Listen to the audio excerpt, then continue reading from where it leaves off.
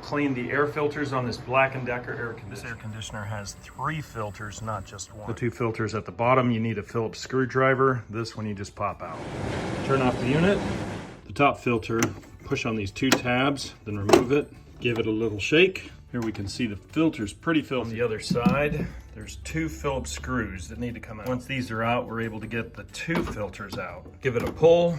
Here's the second filter, and pull it out from here. This is the 3rd filter. We'll put these in the sink, gently scrub all the dirt off. A toothbrush can be pretty helpful. Make sure everything's clean and give it a shake. You want to check these filters every once in a while. This is 1 season of dirt, so maybe I should be cleaning them twice a season. I'll let these dry in the sun. While they're drying, we'll clean the rest of the machine. Any of the dirt on the machine, we'll scrub it off. These machines need airflow. Everything's maintenance. We'll wipe down the entire machine so it looks nice. Everything's dry. We'll put it back in reverse order. On this one, the tab goes in. This one has a curve and needs to be put in through these little slots. Slide it in. Place these tabs in here. Then snap these.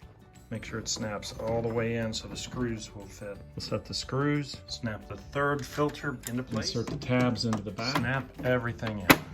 Ready for service again.